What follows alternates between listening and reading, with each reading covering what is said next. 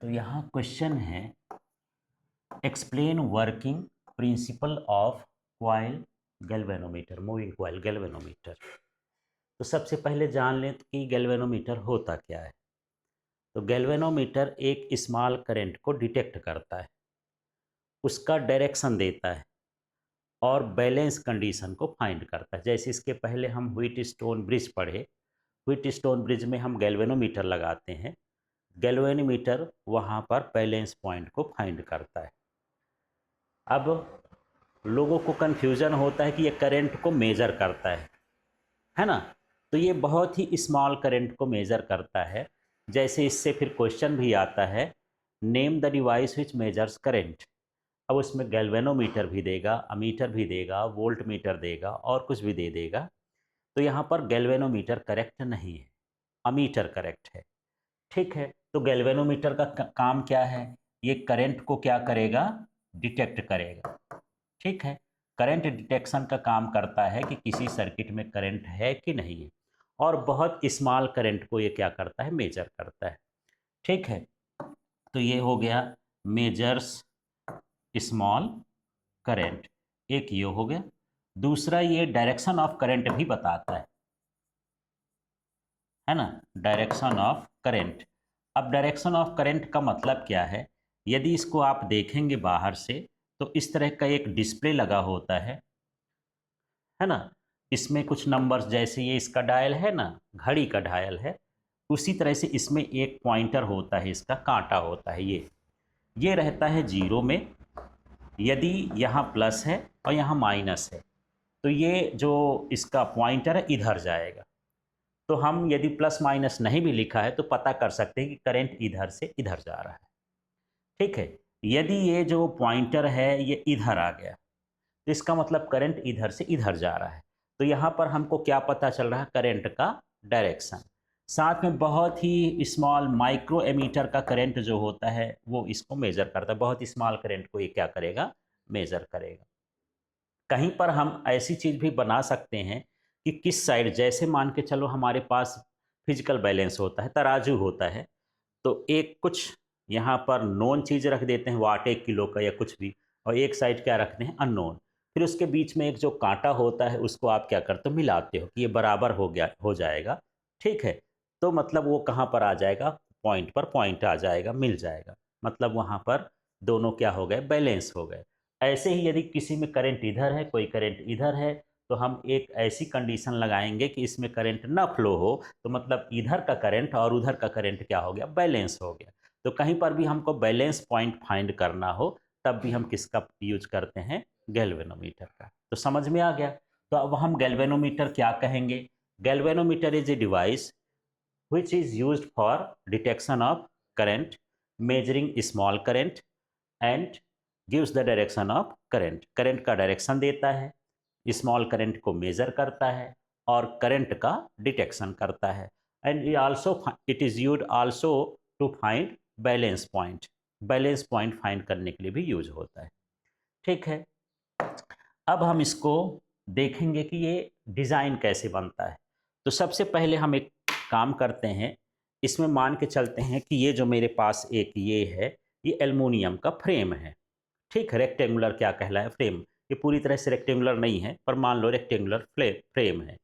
तो इसके ऊपर जो है हम इंसुलेटेड कॉपर वायर को क्या करेंगे? टर्न करेंगे। अब इंसुलेटेड कॉपर वायर क्या होती है? यदि यहाँ पर होगा तो मैं अभी आपको दिखाता हूँ, देख लेते हैं। इंसुलेटेड कॉपर वायर एक दिन तो मैं दिखाया था, पर ये देख लीजिए। ठीक है, ये मेरे पास कॉपर की वायर है। ठीक है, ये निकल रही है, ये देख लीजिए। ठीक है, दिख रहा है कॉपर वायर। अब ये जो कॉपर वायर है ये इंसुलेटेड कैसे है?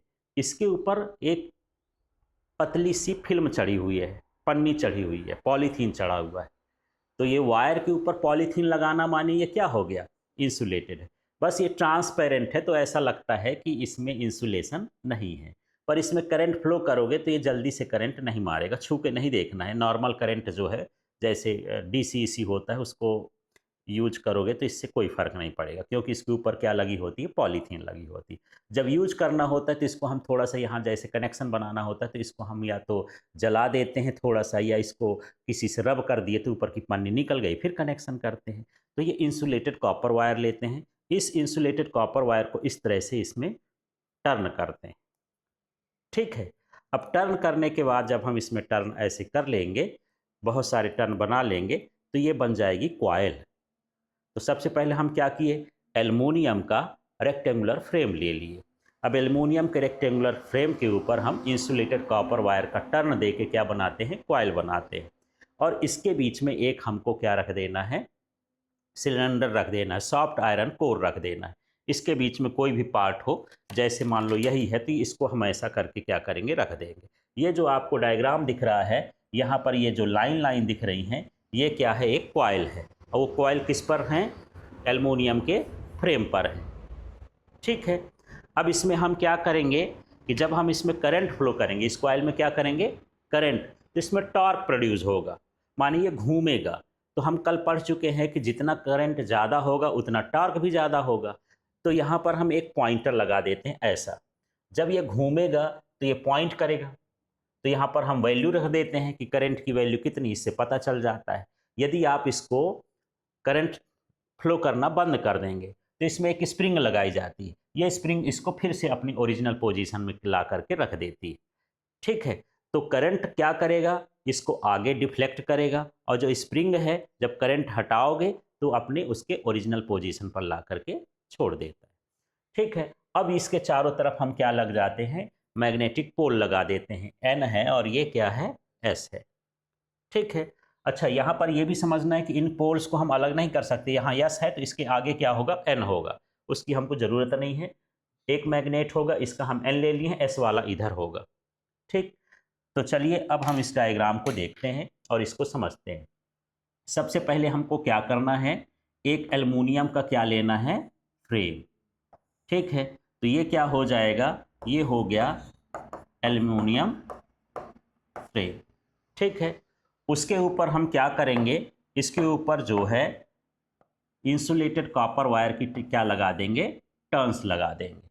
तो ये क्या बन जाएगा हमारे पास, ये इसका क्या बन गया, कॉइल। ठीक है, अब कॉइल के बाद ये जो हम यहाँ पर डाल रहे हैं, ये क्या है, soft iron core. Soft iron core. अब इसको डालने से क्या है, इसके डालने से जो है मैग्नेटिक फील्ड इंक्रीज हो जाता है, टॉर्क बढ़ जाता है। तो टॉर्क बढ़ाने के लिए हम इसको लगा लेते हैं। ठीक है, इसके बाद यहाँ पर एक पिवट लगाते हैं। पिवट का मतलब होता है जिसके सहारे कोई चीज़ घूमता है। जैसे मैं अपना से ये सिर घुमाऊँ तो यहाँ पर जो इसका हमारा ये लगा है, ठीक है ना, ये क्या कहलाया, एक पिवट कहलाया। ये पंखा है जिस डंडे के सहारे ये घूम रहा है, उसका क्या कहलाया, पिवट। तो यहाँ पर ये पिवट लगा दिए हैं। अब इस पिवट से हम क्या कर दिए हैं, एक स्प्रिंग ऐसे ऐसे जोड़ दिए हैं, ये स्प्रिंग, और ये स्प्रिंग लगी है किससे, पॉइंटर से, ऐसा। ठीक है, जनरली पॉइंटर कहाँ रहता है, जीरो में, इसका जीरो कहाँ रहेगा, बीच में रहेगा। ठीक है, अभी मान लो करंट फ्लो हुआ तो इधर से इधर फ्लो हुआ, तो इधर है पॉइंटर इसका। अब यहाँ पर ये क्या लगा दिए, स्केल, ये इसका क्या कहलाएगा, स्केल कहलाएगा। तो इस तरह से पूरा अरेंजमेंट रहता है। और यहाँ पर देख लो, ये जो बना हुआ है, ये इसका क्या कहलाया, एक परमानेंट मैग्नेट है ना, ये एन पोल वाला है। और ये क्या है, इधर हम दूसरा मैग्नेट लेते हैं और उसका एस पोल हम इधर कर देते हैं, ये इसका क्या कहलाया, एस पोल कहलाया। अब ये जो कॉइल है, कॉइल का एक एंड यहाँ पर करेंगे और एक एंड कहीं पर भी कर देंगे। दो वायर, ये मान लो यहाँ से ला करके हम ये दो वायर कर दिए, एक में हमको प्लस जोड़ना है, एक में क्या जोड़ना है, माइनस जोड़ना है। तो उस सर्किट में कितना करंट फ्लो होगा ये बताएगा। अब इसमें जो है कॉइल मूव करती है, ये कॉइल ही है, कॉइल क्या करती है, टर्न करती है, इसलिए इसको बोलते हैं मूविंग कॉइल गैल्वेनोमीटर। ठीक है, तो चलिए जो डायग्राम देख रहे हैं उसी का हम वर्डिंग कर देंगे। तो यहाँ पर देखिए, a rectangular coil wound in the aluminium frame. तो हम एल्युमिनियम फ्रेम के ऊपर एक रेक्टेंगुलर कॉइल को वोंड करते हैं, माने लपेटते हैं। ठीक है, with cylindrical soft iron core, which is free to rotate about an axis in uniform radial field. तो यहाँ पर इसके साथ क्या लगा देते हैं, एक सॉफ्ट आयरन सिलेंड्रिकल कोर लगा देते हैं, है ना, जो ये रेडियल मैग्नेटिक फील्ड में क्या करता है, मूव करता है। माने मैग्नेटिक फील्ड को हम ऐसा करते हैं कि ये सर्कुलर शेप में हो जाए, सर्कुलर शेप में हो जाएगा तो ये रेडियल मैग्नेटिक फील्ड कहला जाएगा। ठीक है, तो इस तरह से ये लगा होता है। और साथ में हम क्या करते हैं, arrangement of pointer scale and phosphor bronze है यहाँ, उसको ये फॉस्फर ब्रॉन्ज का क्या लगा देते हैं, स्प्रिंग लगा देते हैं। ठीक है, अब कोई ज़रूरी नहीं है कि जो ये वर्डिंग है वही आप लिखो, आप अपने हिसाब से लिख सकते हो कि there is a aluminium frame in which insulated copper wire is wound to form a coil. ठीक है, inside the coil a soft iron core is inserted. ठीक, this is kept between the NS pole of permanent magnet, है ना। We arrange the pointer scale and spring in this system. बस इतना लिख देना है। तो अपने वर्डिंग में बताना है कि इसमें लगा क्या क्या है। ठीक है, तो एक एल्युमिनियम का फ्रेम है, उसके ऊपर कॉइल है, कॉइल के साथ स्प्रिंग लगी हुई है, उसके बीच में हम सॉफ्ट आयरन कोर डाल दिए हैं, इसमें पॉइंटर स्केल का अरेंजमेंट कर दिए हैं, साथ में यहाँ पर NS पोल के बीच में इसे रख देते हैं। ठीक है, अब क्या होगा, जब आप इसमें करंट फ्लो करेंगे तो इसमें करंट फ्लो होने पर इसमें वो पॉइंटर क्या होगा, डिफ्लेक्ट होगा। और जब डिफ्लेक्ट होगा तो क्या जाता ही रहेगा, वो कुछ देर बाद जा करके रुक जाएगा। रोकने का काम कौन करेगा, ये स्प्रिंग। ये आगे बढ़ेगा यदि तो स्प्रिंग इसको पीछे लाने की कोशिश करेगी। एक कंडीशन ऐसी हो जाएगी कि जो स्प्रिंग का रोटेशन है और जो कॉइल का रोटेशन है वो सेम वैल्यू के हो जाएंगे, दोनों का टॉर्क कैसा हो जाएगा, सेम। तो फिर इधर उधर नहीं जाएगा। ठीक है, जैसे ये पेन है, अब पेन को कोई दूसरा पर्सन ऐसे खींच रहा है, अब पेन कहीं नहीं जा रही, इसलिए नहीं जा रही कि मैं इधर फोर्स लगा रहा हूँ और वो मेरा इक्वल और अपोजिट उधर फोर्स लगाएगा तो ये कहीं नहीं जाएगा। मतलब जो स्प्रिंग का टॉर्क है और जो कॉइल का टॉर्क है दोनों क्या हो जाएंगे, सेम हो जाएंगे, इक्वल हो जाएंगे। तो यहाँ पर थोड़ा सा इसकी वर्डिंग कर देना है और इसको देखते हैं। तो देखिए, when current flows through the coil the torque acts on it and it is deflected। तो जब हम कॉइल में करंट फ्लो करेंगे तो उसमें टॉर्क होगा और उस टॉर्क की वजह से वो क्या हो जाएगा, डिफ्लेक्ट हो जाएगा, मतलब थोड़ा टर्न हो जाएगा, है ना। Due to this torque phosphor bronze spring gets twisted. अब इसकी वजह से जो उसमें स्प्रिंग लगाए हैं वो स्प्रिंग क्या हो जाएगी, ट्विस्ट हो जाएगी, थोड़ा सा कड़ी हो जाएगी, ऐसा हो जाएगा, मुड़ जाएगी। And restoring torque acts on it. और जब वो होती है तो रिस्टोरिंग टॉर्क होता है। रिस्टोरिंग टॉर्क क्या होता है, जो उसको वापस लाता है, उसको हम क्या बोलते हैं, रिस्टोरिंग टॉर्क। ठीक है, at equilibrium deflection torque equal to restoring torque. अब एक ऐसी कंडीशन हो जाएगी कि वो पॉइंटर कहीं जा करके रुक जाएगा। जब रुक जाएगा तो जो डिफ्लेक्शन टॉर्क है और रिस्टोरिंग टॉर्क है वो दोनों क्या हो जाएंगे, इक्वल हो जाएंगे। अब यहाँ पर डिफ्लेक्शन टॉर्क का फार्मूला होता है NIAB साइन थीटा। कल हम फार्मूला निकाले हैं टॉर्क का, पर साइन थीटा तो मैं नहीं लिखा क्योंकि हमारा जो फील्ड है रेडियल है और रेडियल फील्ड में जो एंगल होता है लूप का और मैग्नेटिक फील्ड का वो 90 डिग्री का बनता है, इसलिए उसको रेडियल फील्ड में रखा जाता है। तो क्वेश्चन आ जाता है, why the radial field is used in the galvanometer to make the angle between coil and magnet is 90 degree या perpendicular, so that its torque becomes maximum। उसका टॉर्क क्या हो जाए, मैक्सिमम हो जाए, इसलिए हम ऐसा रखते हैं। तो साइन 90 की वैल्यू तो 1 होती है, इसलिए साइन 90 यहाँ पर नहीं लिखा है। अब ये NIAB के थीटा जो होता है ये रिस्टोरिंग टॉर्क का है। के का मतलब स्प्रिंग का कांस्टेंट है और थीटा का मतलब क्या है, डिफ्लेक्शन है। वैसे NCERT में फाई लिखा है, यहाँ पर मैं फाई ही लिख देता हूँ। अब यहाँ पर मुझे, आप चाहो तो फाई की वैल्यू निकाल दो या आप चाहो तो आई की वैल्यू निकाल दो। यदि मैं यहाँ से थोड़ा सा इसको हटा देता हूँ, ये नहीं लिखता हूँ, ऐसा लिख देता हूँ, मुझे यदि फाई चाहिए तो क्या हो जाएगा, ये NAB और यहाँ पर क्या हो जाएगा, K। ठीक है, और ये हो गया फाई बराबर ये हो गया आई। देखो कैसे हो गया, ये N लिखा हूँ, ये N लिखा है, A लिखा है और क्या लिखा है, B लिखा है। K को ट्रांसपोज करेंगे तो अपॉन में आएगा, यहाँ पर क्या लिखा है फाई, तो उधर न लिख के मैं इधर लिख दिया, आई को थोड़ा सा अलग कर दिया। ठीक है, तो सेम ही है। ठीक, अब यहाँ पर आप देखोगे कि जो फाई का रिलेशन है वो करंट के कैसा है, डायरेक्टली प्रोपोर्शनल है। अब डायरेक्टली प्रोपोर्शनल इनके क्यों नहीं है, तो जो नंबर ऑफ टर्न्स है, एक बार आपने जो कॉइल टर्न कर दिया तो बार बार उस गैल्वेनोमीटर को तो खोलेंगे नहीं, माने ये चीज़ वेल उसकी क्या हो गई, फिक्स हो गई। अब जैसे मान के चलो आपने ये कॉइल बना दिया है, इसका जो कॉइल का एरिया होगा वो भी बार बार चेंज नहीं होगा, तो वो एरिया भी कांस्टेंट है। आपने मैग्नेट भी उसके अंदर फिक्स कर दिया है, वो मैग्नेटिक फील्ड भी क्या है, कांस्टेंट है। आपने स्प्रिंग भी फिट कर दिया है, स्प्रिंग का कांस्टेंट भी क्या है, फिक्स है। आप बाहर से क्या दे रहे हो, आई करंट, मतलब करंट की वैल्यू वेरी कर सकती है और उसके हिसाब से डिफ्लेक्शन भी क्या करेगा, वेरी करेगा कि कितना एंगल बना रहा है। ठीक है, थोड़ा सा करंट ज़्यादा देंगे तो ज़्यादा डिफ्लेक्शन होगा, कम देंगे तो कम हो जाएगा, ऐसा हो जाता है।